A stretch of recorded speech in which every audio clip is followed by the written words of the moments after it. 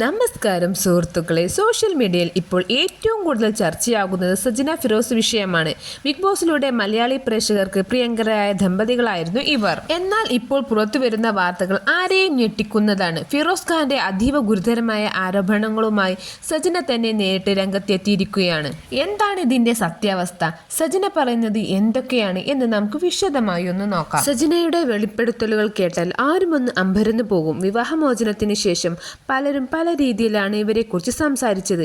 എന്നാൽ ഇപ്പോൾ സജന പറഞ്ഞത് തന്റെ ജീവിതം ഒരു നരകമായിരുന്നു എന്നാണ്. ഫിറോസ് ഖാനിൽ നിന്നും ശാരീരികമായും മാനസികമായും താൻ നേരിട്ട പീഡനങ്ങളെക്കുറിച്ച് സജന തുറന്നു പറയുന്നു. തന്റെ പേരുള്ള വീടും വസ്തുക്കളും ഫിറോസ് തട്ടിയെടുക്കാൻ ശ്രമിച്ചുവെന്നും സാമ്പത്തികമായി തന്നെ തകർത്തുവെന്നുമാണ് സജനയുടെ പ്രധാന ആരോപണം. മക്കളെ കാണാൻ അനുവദിക്കുന്നില്ലെന്നും കുടുംബത്തിന് നേരെ ഭീഷണിയുണ്ടെന്നും സജന വ്യക്തമാക്കുന്നു. ഈ വേർപിരിയലിന് പിന്നിൽ മൂന്നാമതൊരാൾ ഉണ്ടെന്ന് സോഷ്യൽ മീഡിയയിൽ ചില പ്രചരണങ്ങൾ ഉണ്ടായിരുന്നു. എന്നാൽ സജന അത് പൂർണ്ണമായും തള്ളിക്കളയുകയാണ്.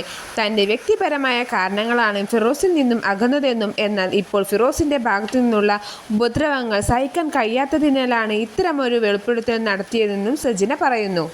ഇതിനെതിരെ നിയമപരമായി മുന്നോട്ട് പോകാനാണ് സജനയുടെ തീരുമാനം. ഫിറോസ് ഖാൻ ഇതിനെതിരെ ഇതുവരെ വ്യക്തമായ പ്രതികരണങ്ങൾ നടത്തിയിട്ടില്ല.